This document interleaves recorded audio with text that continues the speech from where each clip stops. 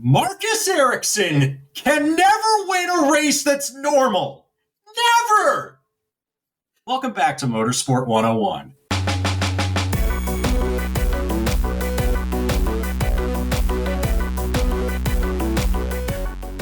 Never. Not in a million years. Welcome to episode 423 of Motorsport 101. I am your friendly neighborhood host, Dre Harrison. And welcome to IndyCar 2023. We did it! We did it! We're here! We made it! My God, why is a car going up in the air? Oh, God. I personally would like to think that nothing defines an IndyCar season more than a car going airborne 20 seconds into its first hot race. Sweet Jesus, there's another one! Oh, okay. We got two cars airborne. Okay, this is a bit wild even for IndyCar standards. But yes, we are talking the season opener at St Pete, which hasn't been talked about in any controversial sense over the last 48 hours at all. No, never. It's been nice and cheery and quiet. Isn't that right, RJ O'Connell? Can I just say before we get into today's episode, you remember on our last show when our now friend of the show, Ryan Nanny, Secret Base alum, came on to join us. And I mentioned something because the Twitter API had broken hours before. Yeah. And I was like, well, here's where to find us if the site's working. The site is still working, thankfully, but and the events that have transpired since. As of this morning, I am locked out of my account. Someone busted into it, changed the password, and changed the email. Oh, for fuck's sake. So, thankfully, it seems that whoever burgled my account as of today has not turned it into, like, crypto spam, and I can check on it. Yeah, my profile's still intact and everything. Nobody is posting any insane shit. I just can't log into it right now. Maybe it will be resolved by the time we get back, or maybe not. Who knows? You can still follow us at motorsport_101. That has not been compromised to my degree, hasn't it? No. Sure, no, right? No. As far as I'm aware, we're still good. Boy, I sure hope that this would teach me to learn my lesson about two-factor authentication, like receiving a text message to validate my login. Wait a minute, they did what with it? They put it behind where? And I have to pay that much? Mm-hmm. Yeah. Elon Musk is really great at running social media sites, if I do say so myself. What a fucking idiot. Anyway, yes, we'll be talking IndyCar at St. Pete. It's just me and RJ on this one. It's very cozy in here. And we have a lot to talk about. And, well, the main one obviously being, well... the two guys who were fighting for the win for much of this race until they weren't. The other two people that were fighting for the race. Mm-hmm. Until one of them suffered not an engine catastrophe, but an event. Just enough to stop him from winning. Anybody got to take a guess who that might have afflicted? Just a small reliability failure to stop them from winning. Yes, it's Pato O'Ward. How did you know? All of that discussed in the next 45 minutes or so in what was a dramatic IndyCar season opener in St Petersburg, to say the least. We'll get into it very, very shortly. Places you can find us real quick. As said, as of the time of recording, Twitter is still intact. I can't say the same about RJ's, unfortunately. See, you might want to hold up on following him at RJ O'Connell just in case. In the meantime, you can find me at Dre_WTF1 and the podcast itself at Motorsport_101. Website, motorsport101.com if you want some extra thoughts on everything that happened in that IndyCar race from yours truly. Fun fact, my race review for the IndyCar race at St. Pete was the biggest IndyCar race review I've ever written. It was over 2,500 words in the end. I do not know how it came out so big. That's not the first time I've been told that in my life. That and Formula One in Bahrain is up as well. So extra content over there on the website if you're that way inclined. If you really like us, you can back us financially on Patreon, patreon.com/motorsport101. Early access to all these shows, as well as recording room privileges, are available as well, depending on what level you back us at. Shout out to Jason, who's already in the chat, who said, quote, "One day of normal IndyCar, that's all I ask for. Will never happen." And he's probably not wrong on that regard. Before we get into it, though, RJ, we have to kind of mention it because we covered the Rolex on the podcast this year for the first time. That's right. In depth. And, well, some controversy hit the Rolex because as of yesterday, we're recording this on March 9th, yesterday night, IMSA announced that the number 60 team was hit with a severe string of penalties for essentially trying to hide the fact that they were running illegally low tire pressures. I believe 3 PSI below the standard limit. That's correct. The number 60 GTP team was penalized for a Daytona infraction. Somehow members of their team, engineers, staff, had broken into an IMSA standard part that monitors the tire pressures. And what they've done is that they created an offset that basically told the computers and told the series that we're running, let's say, I don't know, let's use an example. My car has 30 PSI in all of its tires. They were able to create this offset that tells everybody that they're running it at 30 PSI, even though they were running at about, let's say, based on what we've heard, about 26, 27 PSI, which is very, in one sense, it's ballsy because around the high banks of Daytona, running very, very low tire pressures, even in the winter, that dangerous. Is a risky game to play. It also explains one advantage that this car had over much of the field throughout the race is that on restarts, when everybody is on cold tires, they were able to maintain a stronger pace on green flag restarts than anybody else. And this seemed like a continuous thing that went on throughout the race. And oh, by the way, this just so happened to be the car that won the race overall, the Meyershank Racing Acura ARX-06. Tom Blomqvist, Colin Braun, Simon Pagino, and Elio Castroneves. The list of penalties is long. The team has been fined $50,000 US. Michael Shank himself has been placed on probation through June 30th of this year. Ryan McCarthy, the team's lead engineer, has had his IMSA annual credential revoked and his membership indefinitely suspended.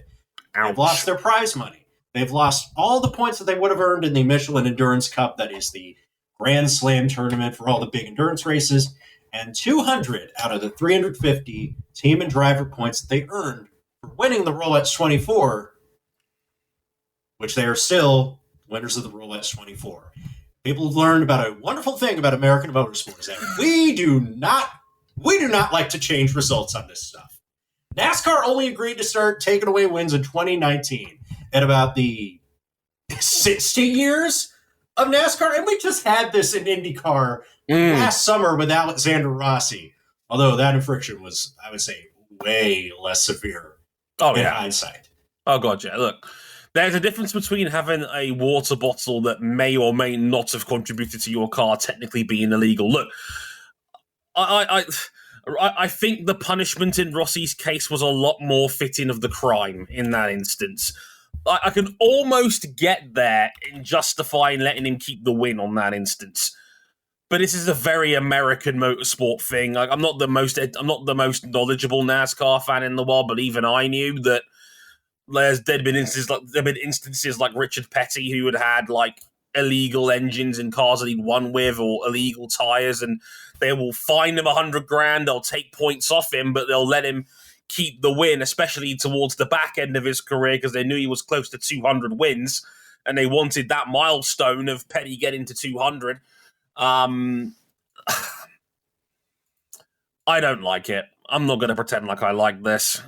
First and foremost, I feel bad for the drivers.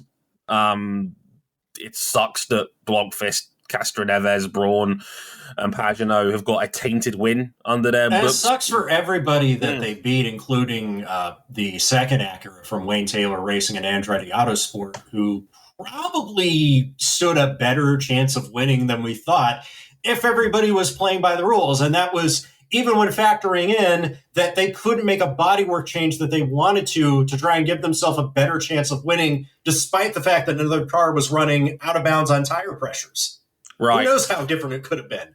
Who knows? And yeah, and it sucks given that you're meant to be all under the same Acura roof, and you'd think that no one within your own camp would Honda themselves turned Meyershank Racing in. Yeah. Which I find amazing, that considering, like... Yeah. Parent company was like, we've seen the data, we think something's up. IMSA, you might want to take a look at this. So fair play to Honda for basically calling themselves out on this instance and doing the right thing, as far as we're aware, because this could have very easily gone under the radar and no one would have noticed. Nobody would have noticed it. That's why, it didn't come up in post-race inspection. And the one thing I'll say is that those race results were made official like within minutes of the race ending. So I don't know exactly what the appeals process for IMSA to overturn a result such like this. It's not unprecedented in international motorsports because there are many rallies in 1995 that were official, and all the results stood until somebody realized that people within Toyota Team Europe were doing some funny shit with the turbochargers in their Celica GT4s. And then those results were overturned, and that's why Toyota didn't return until rally until 1997. It's messy. It's political. It's not a good look for anybody involved. No one wins in these sorts of scenarios. Look, I don't like to be judge, jury, and executioner when it comes to things like this because I'm just one man with an opinion. But I am always of the belief of if that car ran illegally, which we now know that it did, they should not be allowed to keep the win. Because I think this is one of those instances where winning the race is more prolific from a historical standpoint than winning the championship. And yes, do not get me wrong, 200 points I know is a significant penalty. I'm not disputing that for a second. They will not win the championship now with that deduction in play, almost certainly.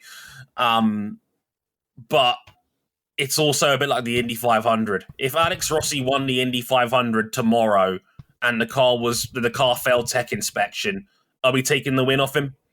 We haven't had a win taken off of anybody in like 42 years, and that was like a whole year-long court battle between Mario Andretti and Bobby Unser, and there was still bad blood that persisted for years and years and years after that. Only at the end of Bobby's life did they bury the hatchet. Yeah, and look, I am a filthy F1 fanboy where technical infringements mean disqualifications. And that is me. I hold my hands up if I'm showing my filthy European tendencies here a little bit more than most. But you can't let that result stand. I mean, that is forever. Really, the Wayne Taylor Racing should be the true winners of that race. And I think in the eyes of many, they will be. And understandably so, because they were the first legal car to cross the line. I just don't like this mentality of letting them keep the win because it's like Lance Armstrong on the Tour de France. Like, and don't get me wrong, that one's a bit more complicated because at the end of the day, I'm not stupid. Everybody in cycling was on the juice. Like, Lance was still better than everybody else by a mile. It's just that we all know that, looking back on it now, he was kind of a martyr for the state of cycling in that everybody was on it. And at what point do you draw the line of, well, these guys never failed the drug test? And like how, and I know the Tour de France's way of handling that was vacate it. No one. Yeah, and that's the thing that American motorsport will never ever do. We will never say nobody won it. Yeah, and it's like as bad as it was with the Houston Astros in the 2017 Major League Baseball World Series. Oh, they are not going to say nobody won that World Series. Yeah, like it's like it's dangerous to alter that much history. I get it, and there's been some darker reasons why many wins have been overturned in the world of sports, unfortunately. It doesn't take a lot of Googling to find out. anyone who knows Penn State, for example, will know exactly what I'm talking about there. Yeah, it's complicated. I'm not going to dispute that. And I think it's a bit of a cultural thing, depending on where your racing is. I know the Europeans are a lot more, shall we say, okay with overturning results and doing what they need to do to make that happen. Unless it's Formula One. There's one for the Hamilton fans out there. Yeah, F1 fixed, etc. But no, it's. Yeah, I was about to say there's like the thing that immediately came up to me when I was discussing this elsewhere is just like, well, there's no real way to make this right other than the penalties they've given. Much like there was no way to make Abu Dhabi 2021 right in the eyes of some, and there will never be a way to make it right in the eyes of some. No, and. Yeah, you're absolutely right. And like we all knew when that incident happened in the aftermath, you can't just give Hamilton the win back. That just technically speaking, Verstappen did nothing wrong in how that whole situation played out. He was just dealt a better hand, unfortunately, and that's how it goes. And yeah. Good luck to them on that one, and the fallout from this I know has been mighty. I've seen Brendan Hartley, spew some venom regarding. He had the tweet and delete. Olivier Pla, who's a former Meyershank racing driver, did not delete his reactions. Karma. Remember, he was dropped for the team for perceived and.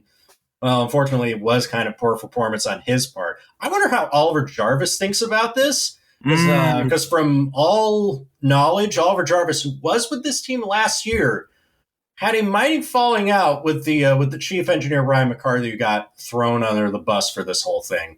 I'm wondering. Don't worry, I'll be sure to figure out what's going on because I'll be at Sebring starting this coming Tuesday. So by the time you listen to this, I may already be here. I am not sure how forthcoming any of these dudes are going to be about it. I'm probably not going to ask Shank or any of the guys over there about it.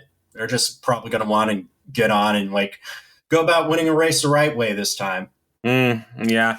And yeah, I don't think my man, the engineer there, was the only person who was in on this. I get it. He's most likely the most accountable person on that team. And of course, unfortunately, if you are that person, you have to fall on that grenade. There is no doubt about it. But I'm almost certain that he was not the only one in on it. And then you have to ask the question, well, at that point, how deep does this run? And that's a fair question to ask. So good luck to trying to figure that one out. But on the other hand, before we move on, at least the Porsche GT cars got a little more engine power for Sebring. Yay! Who doesn't love that? Who doesn't love that? One crisis from Daytona resolved. Another one still lingering. Let's talk about IndyCar's season opener.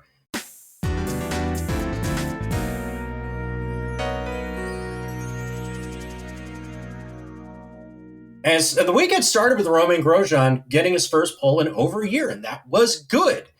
Romain Grosjean led the first stint of the race until he comes in the pit on lap 32. Scott McLaughlin, who started on the harder primary tires, started 7th, and after the first round of pit stops, barely squeaked out ahead of Romain Grosjean as he exited the pits the first time to take the net lead of the race. We had a bunch of green flag, and the caution comes out, restarts. McLaughlin still leads ahead of Grosjean, and then they have to make their final pit stops. Grosjean comes in a lap earlier to make his final pit stop. McLaughlin comes in the following lap. He's held up behind another car coming into the pits, but they service him. He comes out just ahead of Grosjean again, coming through the blind right-hand turn 3. Maybe one car length in it. I'd say less than one car length in it. If Grosjean doesn't slam the brakes at turn 3, he probably ends up in the same situation that his teammate Devlin DeFrancesco ends up in, which is popping up airborne down that run from turns 3 to 4. But they come out tail to nose. Grosjean on warm tires decides that he is going to pass McLaughlin around the outside. McLaughlin holds a defensive line going into the braking zone, and then he locks up the rears, skids out, and the two slam into each other and slam each other into the tire barriers. Grosjean retires from the race with damages. McLaughlin gets back in the race, serves a drive-through penalty, and finishes a lap down in 13th. Grosjean will be classified in 17th place. Grosjean was understandably furious. He slammed his fist against the tire barriers and let out a Super Saiyan 2 transformation scream into them. Understandable when their first career win that you've been working so hard for slips out of your fingers. McLaughlin was pretty bummed about it. He said he made a mistake, that he needs to make better decisions, and apologized profusely to Grosjean afterwards, and the two of them embraced shortly after the race. Dre, this was a race of strange driving standards up and down the day. I mean, we joked about it, but 2 cars went airborne in multiple separate incidences, and that was before we got to any of this. 15 seconds into the race, Scott Dixon nudges Rosenquist into the wall, and that causes a 6-car pileup. That was 20 seconds into the season. And you could argue that was only the second most dramatic incident of that race. It was. There was 2 things at play here for me. Number one, drivers have been struggling with turn 4 all weekend long. I don't know if it was a brake bias or a setup issue, where teams felt like they were struggling to get the brake biases right because a lot of people were struggling and losing control under braking into turn 4. That was something that was happening a lot. We joked on our Discord server that, how many toe links can we break before this weekend's out due to wall nudges, wall taps. I think I've put a lot of that down to driver rust. You forget you barely drive these cars for 6 months a year, which probably doesn't help, and St. Pete is not a forgiving circuit. No. It's a temporary street circuit. There's hardly any grip on the track. They've actually reprofiled that fast turn 3 where multiple people, and it wasn't just an IndyCar, but the support races, dudes were slamming that wall. Whether it was Indy Next, any of the USF pros, GT America, that corner was catching people out. So was turn 4. And then it's not like the Thermal Club. No, it's not like that. 100% it isn't like that. So that's one factor that comes into play. And I wrote about this on my Dre's race review. I will say it again here publicly because I'm an honest man. During that race, I put out a tweet that said, IndyCar, the way you're racing Romain Grosjean differently is making you all look like clowns. Sincerely, yours, Stray. Now, I openly admit it was a bit of a heat of the moment tweet. I'm a sports fan like any other. Sometimes I let my emotions get the better of me, even though I try not to as a motorsport fan, because I like to keep a level head on a lot of these situations. And I also openly admit my stance on this has cooled a little bit because of the way McLaughlin handled himself afterwards. He handled it about as well as a driver reasonably could, who took full accountability and apologized. And I'm glad that he did. I have to also say, though, and this thought will not leave my head, I'm starting to think this is happening to Grosjean a little bit too much for my liking. It's I don't know where you draw the line of this is just a coincidence and how many times I go before I go, is something deeper at work here? Because I've gone back through race reviews and I've gone back through memories, specifically when Grosjean joined Andretti last year. There's incidents like Jack Harvey taking him out in Indianapolis's road course, which was a classic run him onto the grass move, and that was completely unnecessary. I remember Mid-Ohio last year and how Alex Rossi tagged him under yellow, and I think that's about as near as a slam dunk, deliberate bit of contact as I've seen in the series to date. Oh yeah, and with the context, so like their relationship had completely broken down by then. Yeah, and they were taking out on their own damn teammates. Yes, yeah, like everybody in the Andretti camp lost their heads except for Devlin DeFrancesco. Don't ask. Devlin DeFrancesco was the most blameless man of the whole weekend within Andretti Autosport. How? All he did was get turned around by Santucci Farino and then get launched up in the air by Benjamin Peterson. You got to confuse the darts player. I'm thinking of the darts player from South Africa and not the Danish racing driver who was born in Seattle, but I digress. Yes. I think back to that. I think back to the big one of last year. That was Joseph Newgarden at Nashville, where he tried a similar lunge down the inside of the back burner and put Grosjean in the wall. And, you know, I also think of Barber last year, where Rahal and Grosjean banged wheels a couple of times. There was incident that there was no real harm done. It was a bit petty, you could say at most. But Rahal exploded in the TV interview after that race, said that he needs to go back where he came from. And he doubled down on Will Buxton's Instagram page and said that 15 drivers agreed with him via text message. Now, I don't know how genuine that was from Graham. He's never been shy of mincing his words, and basically writing checks his arse can't cash. He's made a bit of a career out of that, unfortunately. He is a hothead. I'm not disputing that. At what point do I think that there may be something more at play here? And it worries me because what's the best way of me wording this? I've been an IndyCar fan for about 7 years now. This is like, I think, my 7th or 8th full season watching. IndyCar has this weird cultural knack of punching up at Formula One's existence. And Grosjean is the big name Formula One import. A lot of people knew him because of DTS and the fact that his fireball was very prominently featured beyond F1 circles. It was a heavy feature of season 3 of DTS, because I remember watching that season. And, you know, when he had that pole at the Indy Road Course and the infamous picture of the burnt hand holding the P1 award and holding the runners-up trophy, that went viral. You know, there's been a lot of significant moments in IndyCar in the last couple of years since he got here that's involved Grosjean. And I know that IndyCar punches up at F1. I distinctively remember, like, when Hamilton was propping Alonso up for the 500 when he was there for the Triple Crown, and IndyCar didn't like how Hamilton, you know, Hamilton's compliment of Alonso was taken in the context of, well, that must mean IndyCar's drivers suck. And I don't think Hamilton meant it like that.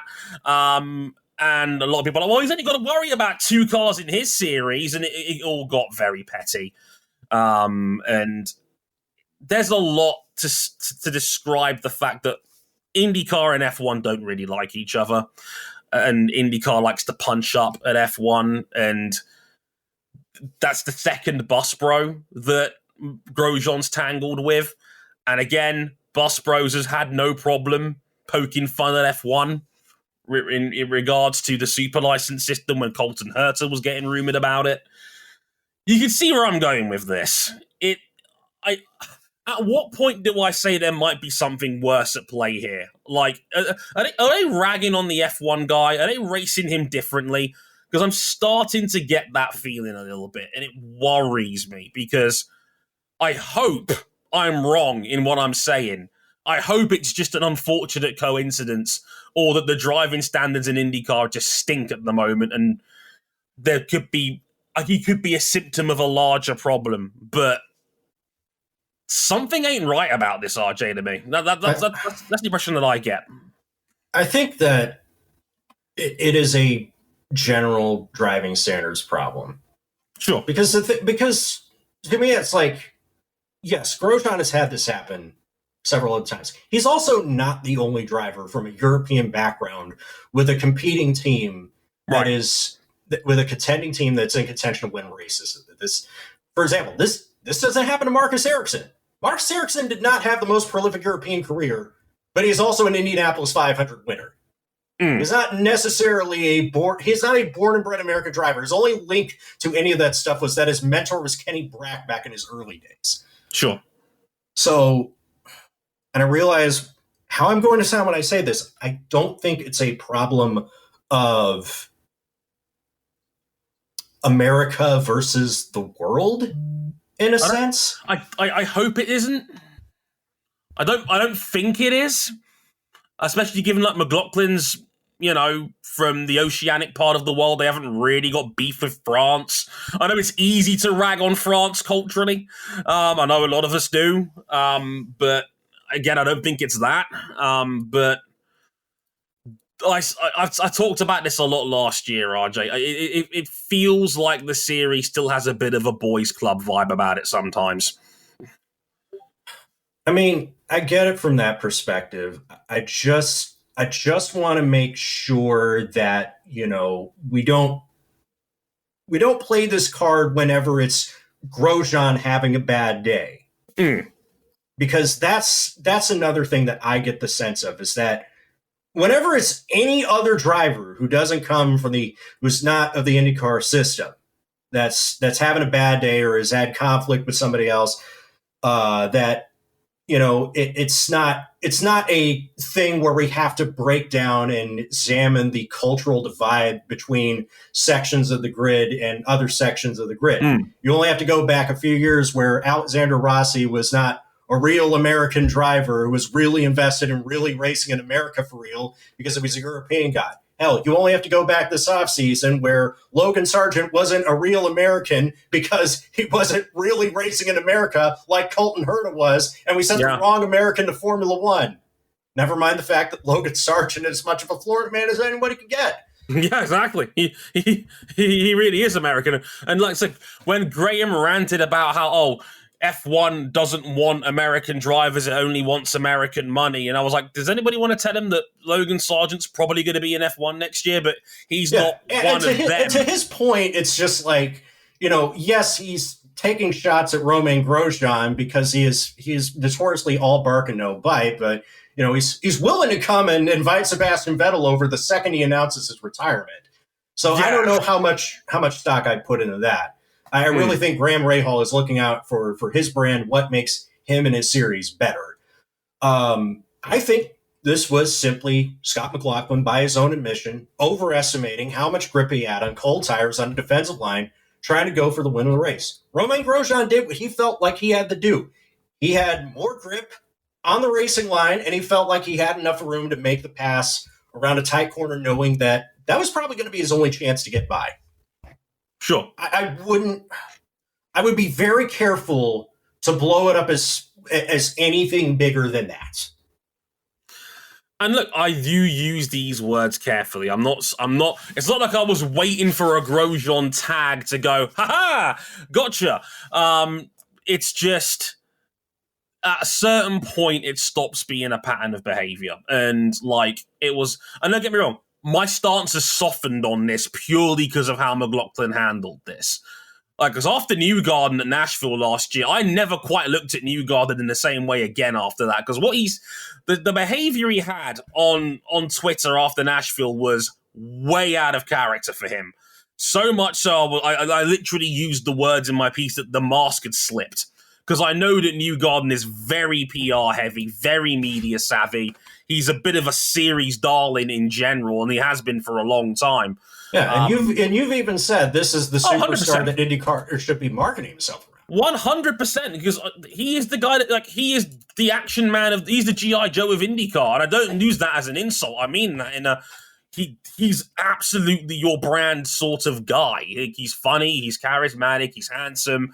He's a fantastic race car driver. He can win anything you throw in front of him on IndyCar's disciplines. And I just think of he's never been this far on tilt. Coming off an Iowa weekend where he has a broken suspension that takes away his chance to win a double, puts him in the hospital. And then what does he have to do but go in the next week into Nashville, his home race that he desperately wants to win, and on a race where everybody is on tilt because race turns out to be another shit show. He is the most on tilt because he feels like he has a chance to win, and that chance was ripped away from him. I'll let you decide whether if it's of his own doing or not. I personally think it was, and I think Grosjean had every right to be pissed. And the fact that his defense of that maneuver was, quote, well, Grosjean's gotten away with worse, that it's a bad way of carrying yourself. It's like, again, in the article I described it as the guy who has the baby sibling and blames them for the china that's been smashed in the middle of the living room. And just because Grosjean, you think Grosjean's gotten away with worse, whether you think that's actually true or not, or whether that actually has happened or not, is a matter of opinion. But Romain Grosjean's reputation as a wild man did not start in IndyCar in 2021. No, and it was grossly overinflated by the people on the other side of the fence that love to have the big binder full of Charizards, as you wrote. We got all the Charizards. Stop being so mean to me. Yeah, look, and it's also like Romain Grosjean doesn't.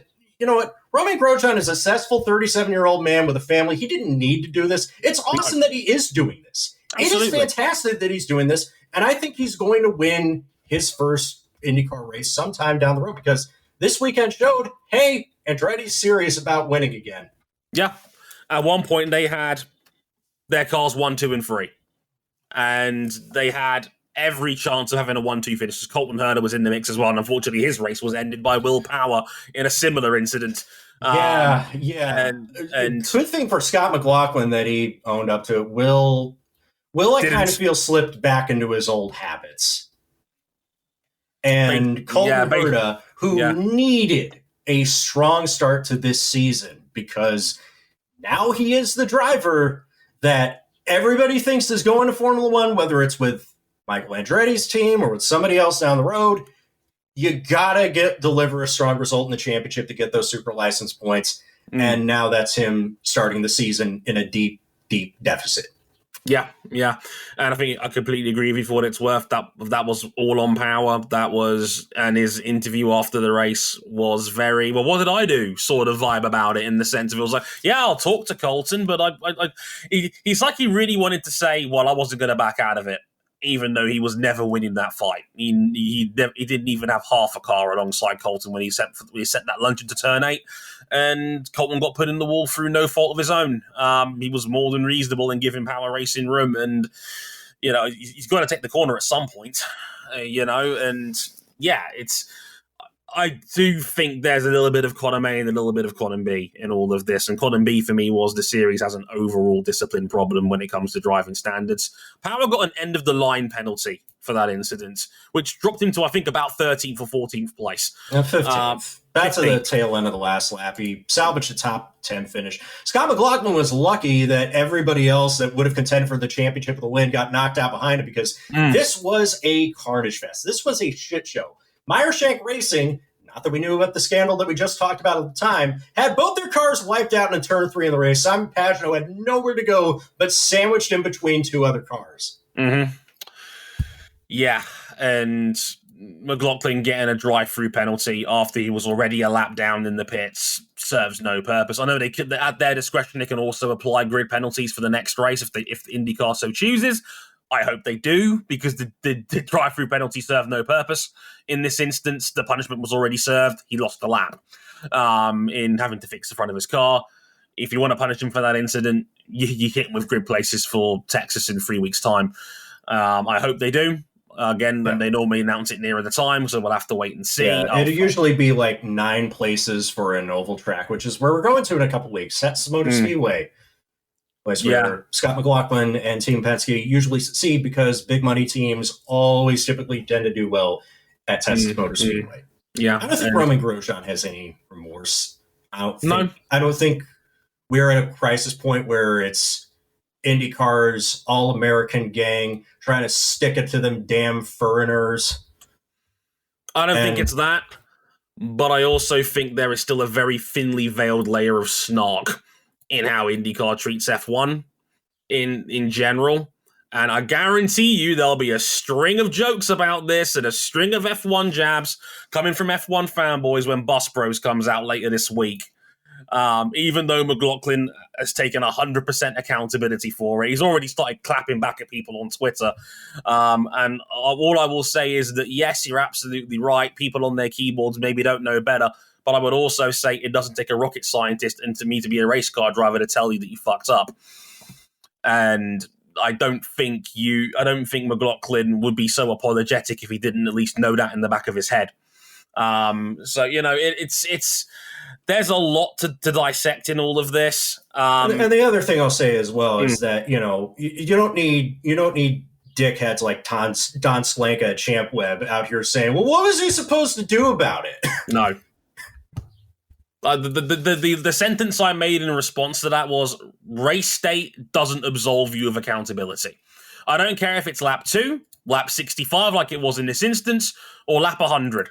You don't do that.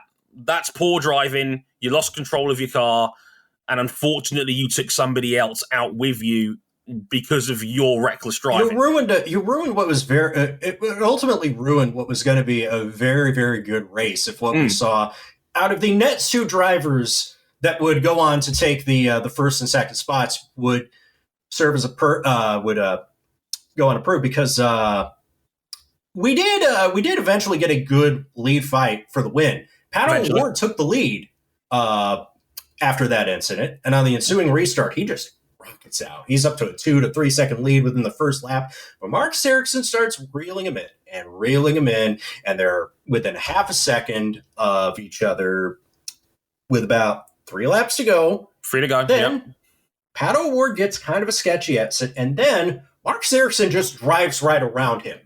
Mm-hmm. On a straight. Right on a straightaway. We're trying to figure out what the hell happened. O'Ward has to get out of the throttle when he should be flat on it. Ericsson drives past. He eventually takes a win. Pato O'Ward is in second. And what really spoke to me was how Pato O'Ward was struggling to say anything after the race on television. He was livid. Pato O'Ward is one of the happiest, cheeriest drivers in all of IndyCar. He's always smiling. He's always cheeky. He's always got a very positive attitude in regard to, even on bad days, he can't help himself. He's always smiling when people interview him. And I know fans on our WTF1 Discord that actually got pictures of him afterwards, and he's still beaming as ever. He was pissed. He was livid. And I got to say, shout out to James Hinchcliffe, who had a fantastic bit of commentary when he was the one that spotted it was a plenum fire. It was a plenum fire. Should I tell everybody what this is? Because I know now it's everybody's first time. That's basically that's basically a way of saying all the fuel in the fuel injector got sucked up and burned at once. That causes a drop in engine power and torque, and the only way to get rid of that fire is by lifting out of the throttle. Yep. I can't even remember the last time I've seen one of these in IndyCar, and they're like rocking horse shit. I know the last time I've seen this, and Pato O'Ward told us. It was at Mid-Ohio in the warm-up. This same thing happened to him in the warm-up session in a race where he started from the pole, and then later on in the race with a different fuel system issue, his car retires. Pato O'Ward said it just happens randomly. His Chevrolet engines have this sort of problem. Now, my question is, first and foremost, why would Mecca Ilmore do this? But yeah, that's obviously like very, very worrying. I mean, it cost him 10 easy points in the championship in a race that, with how difficult it was to pass on the track around St. Petersburg, he easily goes on to win that race, in my opinion. Oh, 100%. Like this was as near a nailed-on win as you could hope for. And it would be the most cruel twist of fate for Pato O'Ward, the man that was probably more negatively affected reliability-wise of almost anyone in that top 7 title fight last year. And the first race of the year, Pato might actually get the rub of the green for once to benefit from a nasty incident at the front of the field. Pato is going to be the one to benefit and win and start off his season in a perfect fashion, and a plenum fire costs him not enough to ruin his race, not enough to force him to park the car, but just enough to make him lose. Like, as he lost half a second in doing that, and that was the half a second because it was track position. He can't get it back. He gives up in the last couple of laps, really, just make sure he doesn't get past for second. Oh, by the way, side note, we fucked around and let Scott Dixon back in. Fucked around and let Scott Dixon back again!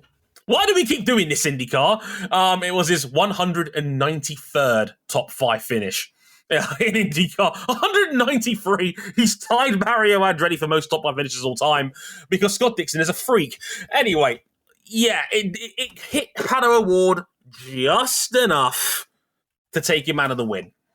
And like I said afterwards, Pato was livid, and the line that got me during that post-race interview on TV, because he didn't say very much, he was struggling to speak. I think that's how angry he was.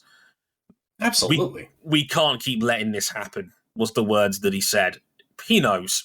He knows the situation he's in. He knows that McLaren have now grown. They're now a 3-car team.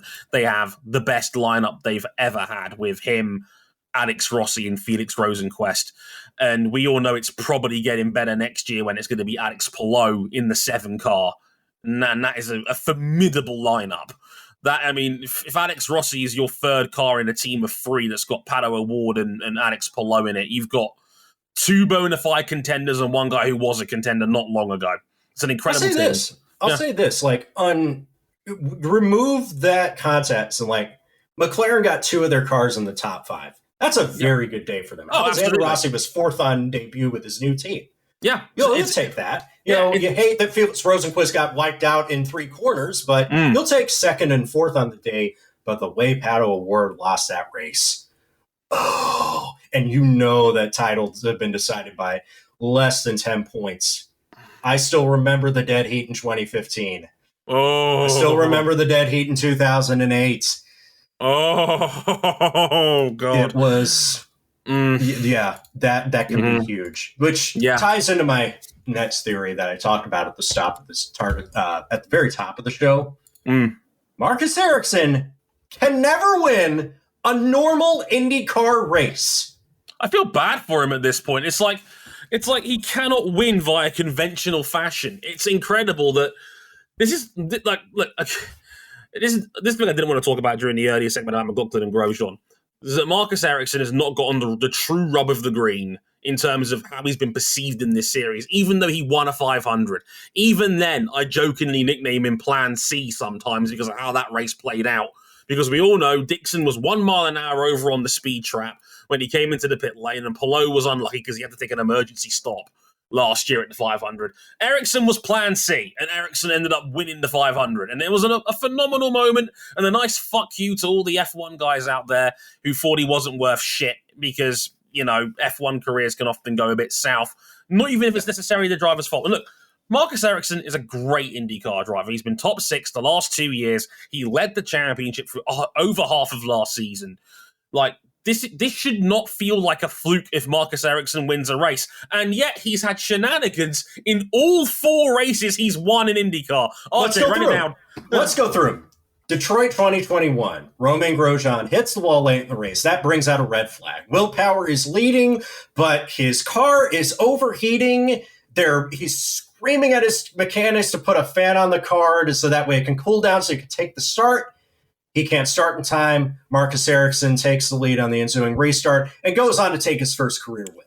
We fast forward a few months to Nashville, the inaugural Music City Grand Prix, where Marcus Ericsson, I need to remind you, gets airborne off the back of Sebastian Bourdais and wins in a race that had 2 different red flags, 2 different drivers disqualified, had nearly half the field retired, and nearly 50% of the race was run under a yellow flag or a safety car. And then, of course, Indianapolis last year. This one was a bit more conventional. His teammates did lose out on terrible mistakes in the pits. And ironically, another teammate of his crashed out late. That brought out a red flag, which could very well have cost him the victory, if not for stern defense of Pato O'Ward making a business decision for himself. But here's the wild thing, is that even when Marcus Ericsson can never win a normal race, we talked about it so many times, he's so consistent every other weekend that he's stuck around the last 2 championship battles as a result, even if he hasn't won any of those. And while every one of those wins has been a little bit fortunate, I want to point out something else that I went through the IndyCar record books, and I know when I go through this, a lot of these drivers will have had shortened careers, but I want to point out that as of today, Marcus Ericsson has more wins than Tony Stewart, Scott Pruitt, and Marco and John Andretti. So you have 2 Motorsport Hall of Famers and 2 long-tenured members of an established family dynasty of American open wheel racing. Sure. With his 4th win, he will have as many wins as Brian Herta, who you know is Colton's dad, Mike Conway, a world endurance champion who people forget was one of the best road course ringers in the sport until he decided to make a career change. And two-time Indianapolis 500 winner Bill Vukovich the first. And if he wins one more race, he'll have as many wins as the late Greg Moore. He'll have as many wins as Jacques Villeneuve. And he'll have as many Formula wins as Nigel Mansell. Yeah. Go back a few years and say, go back a few years from the future and tell people one day Marcus Ericsson will have as many wins as Nigel Mansell. People will lock you up and just throw away the key. He can't keep getting away with it, but he is. And it's taking him way, way up the leaderboards and keeping him in every title fight the last few years. Sometimes you just make your own luck. And while I'd love to see more top 10s turn to top 5s and podiums for Marcus Ericsson, it's working. It is working. And two comments from the audience that I want to point out here. One is from Jason, who says, quote, "You're not getting sixth in the standings, only on luck." I completely agree with you, Jason. You're like, IndyCar is too competitive for that, quite frankly. And the second comment is, Zoe points out, Marcus was mad that Marshall Pruitt didn't even list him on his title contenders preseason. A guy that led the championship for over half of last year and won the 500. So, yeah, I think it's like Marcus has got the reverse Grosjean problem where it's like people still just don't take him seriously. And this is the fact he won the sport's pinnacle event on merit of his own volition, and that's a hold off Pato O'Ward to do it. People thought I was being disrespectful to Ericsson when I put him 7th in my top 10 drivers of last year list. Right. And he still made the top 10!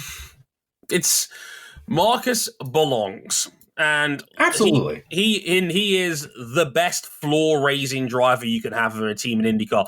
Look, if anything, it only speaks to how good Chip Ganassi is as a team that Marcus Ericsson is Plan C, because you've got Alex Palou, who could have a dynasty of run in this series and was one of the fastest adapters to IndyCar I've ever seen in any way, and could have nearly had a double of Astor Cup and Indy 500 wins in his second year in the series.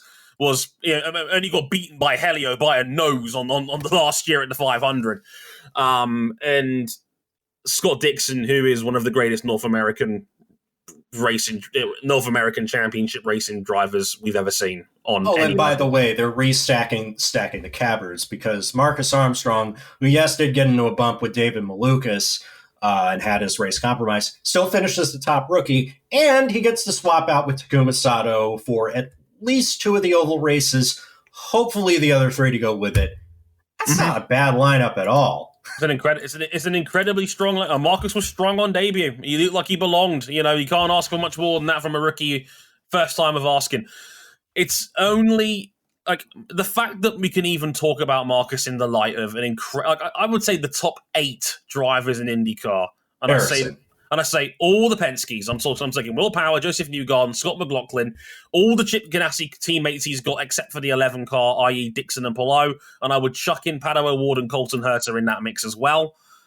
Marcus belongs in that top 8 discussion, 100% in my opinion, because he may not have the ceiling that a lot of these other guys do, but he has a higher floor than a lot of these drivers do.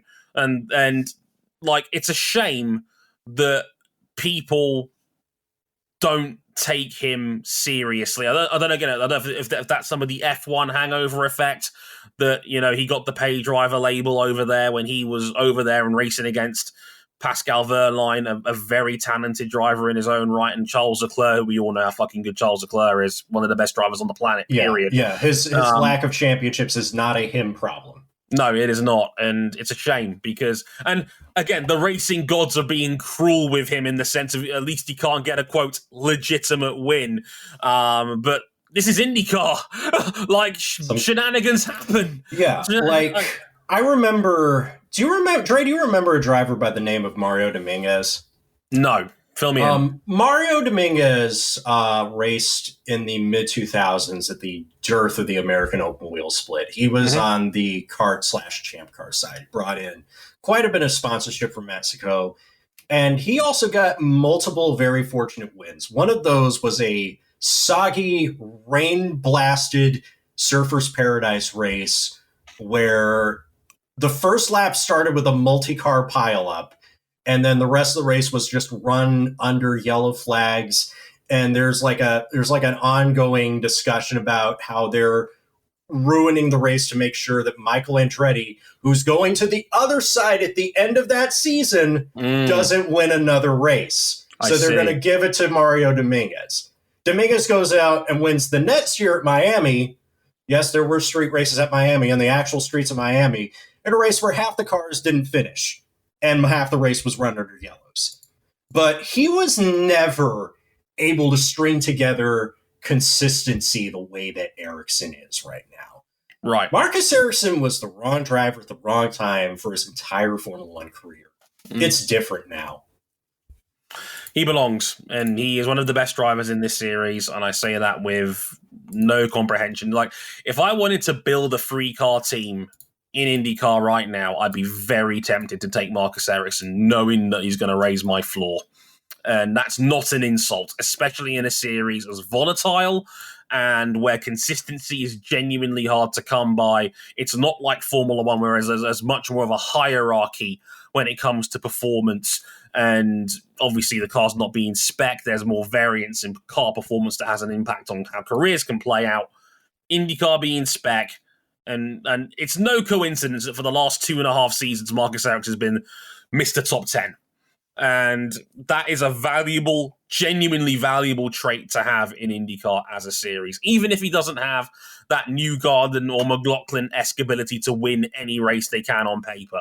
Maybe the ceiling isn't quite there, but he's certainly a guy you can build a team around. And that is valuable in IndyCar, and that is worth acknowledging. So just give him a fucking normal win, IndyCar, for God's sake, because I'm having this conversation. If he ever wins a normal race. Exactly. I hope so. Now, before we get out of here, I wanted to talk a little bit about the logistics, because we're now sitting here as IndyCar fans, now knowing there's 3.5 weeks till the next race in Texas for the XPEL 375. I don't like the fact that IndyCar has this opening race and then insists on doing a 1 month break immediately after that, and then having an oval race there. Should St Pete stay as the opener? And are you a fan of the series taking an immediate 1 month hiatus as soon as the season starts? It's tricky, because the way they justify this is that they don't want to cause a clash with the 12 hours of Sebring, because they have a lot of IndyCar drivers that are running this. Mm-hmm. But RJ, you're forgetting the fact that they had a schedule last year with a similar 3 to 4 week break between St. Petersburg and Texas still fell on the same week as Sebring. I don't know what's up with that. But, one thing that has come up is that IndyCar is, once again, it's being floated around that they want to try new venues, or at least going back to old ones, give it another chance. Obviously, Watkins Glen is on there. You know what I'm thinking?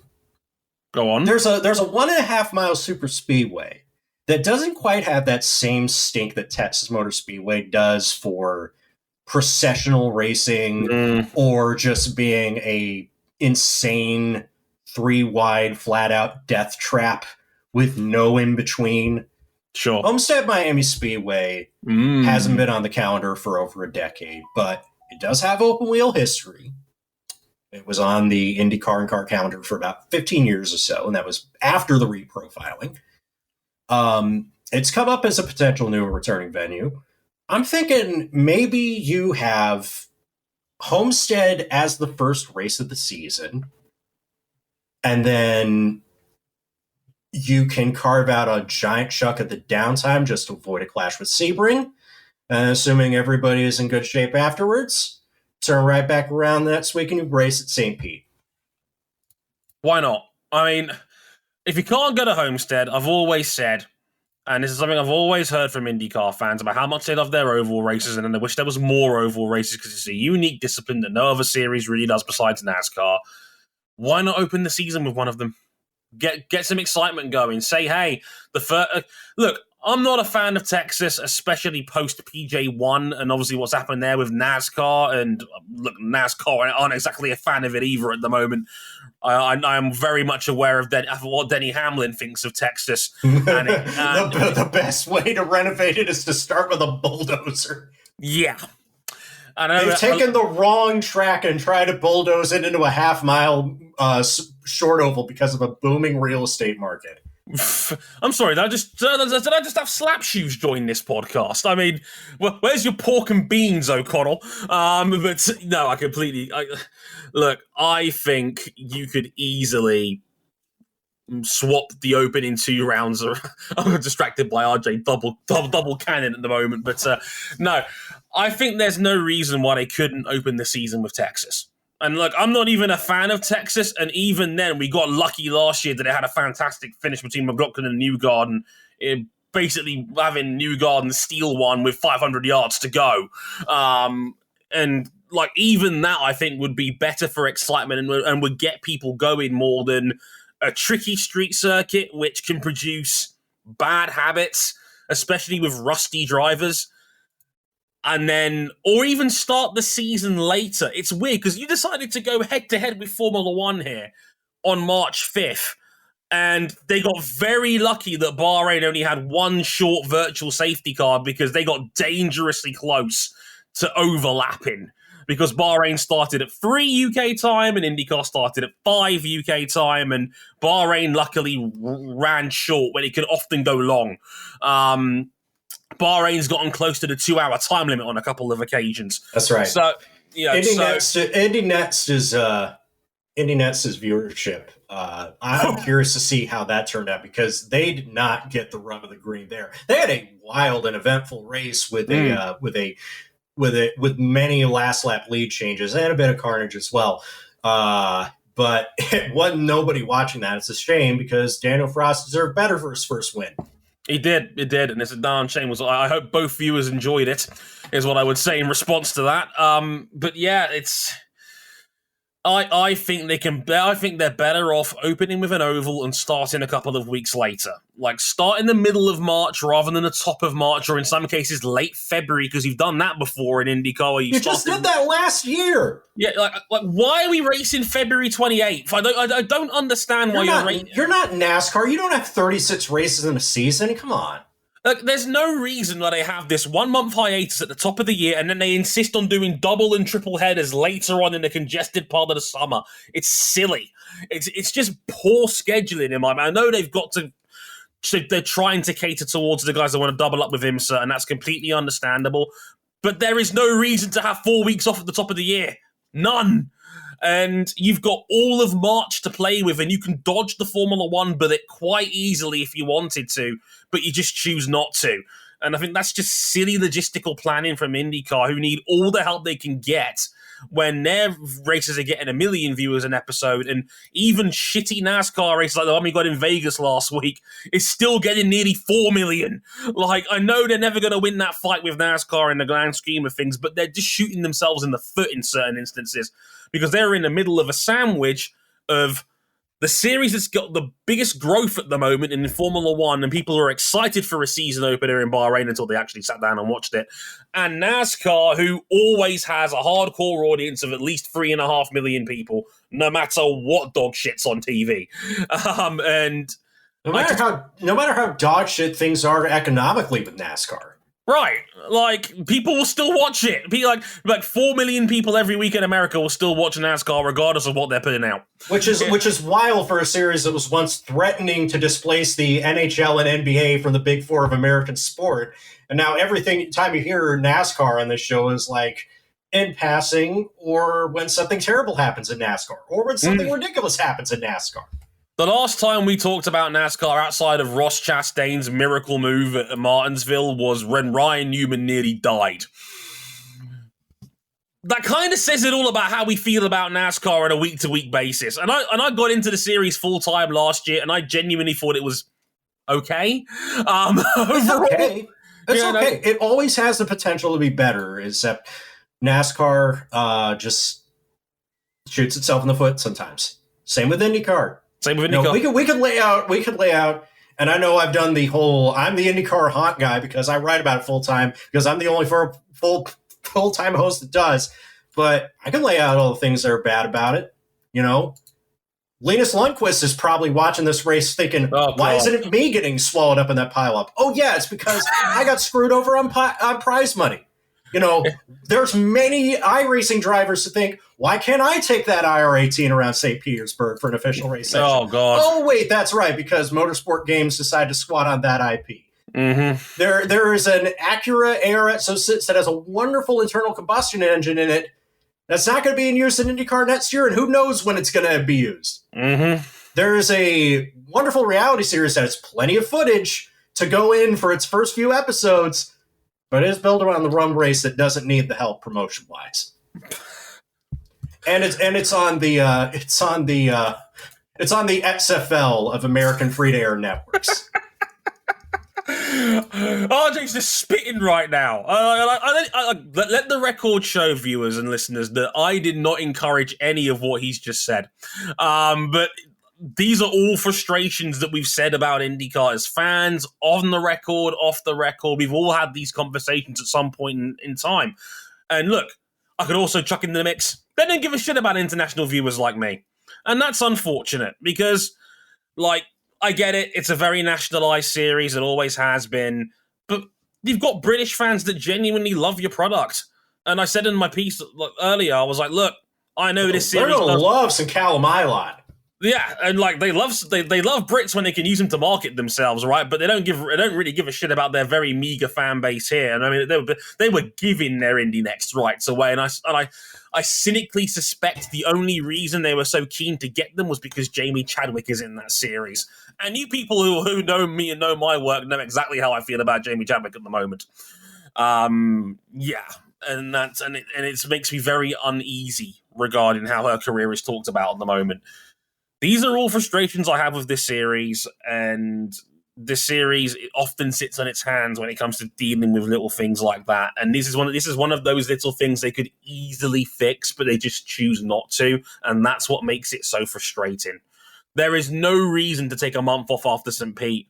You're going to kill all the momentum you've got. And I don't even like using that word, but they kill off all the momentum they've got in their series. They had a genuine highlight reel moment to start their year, and everyone's going to forget about it because Formula One's going to have at least one more race before IndyCar returns, because the same weekend, I think, as the Australian Grand Prix, the third round of the year. Formula E is in the middle of a hiatus themselves right now for a month, which I think is also silly. MotoGP starts the week before on March 26th. And look, I know it gets next to no TV coverage in America, but the Europeans will be all over that. Of course they are, because we love our bikes here in the UK. You get the gist. Like, it serves no purpose, but then they insist on having triple headers in July. It's just, I think it's silly. And yeah, I think they could do better. And again, I say that about what's sick. And you know what's sick? And we talked about this on the award show. We'll come back for more of this because the racing is just so damn good. This race weekend was everything I love and hate about IndyCar. Like, it was eventful. It was eventful, it was entertaining, it was exciting, it was great seeing the fans back again after a year. The Swedish Mafia that came out for Marcus Ericsson that was so much fun. It was everything great about IndyCar, because only niche lovers of the series would make that sort of effort to go to Florida to cheer on Marcus Ericsson of all people, right? That cult following that IndyCar has gotten, and trust me, I'm not using it as an insult in this context, I promise. That hardcore following is what keeps IndyCar afloat, and that's what can often be appealing towards that series, as well as off-putting sometimes. And that's a good thing and a bad thing. But it also had horrible driving standards, 2 nasty wrecks, and a race-winning highlight moment for where one of their biggest stars makes me think about them and how they're treated more cynically because of the culture of the series. And that is unfortunate, because I know I am not the only... I had people reach out to me, and I know for a fact I'm not the only person that thinks that Grosjean gets a rough end of the stick more than coincidentally. And that's unfortunate, because sometimes the way the series promotes itself does itself no favors.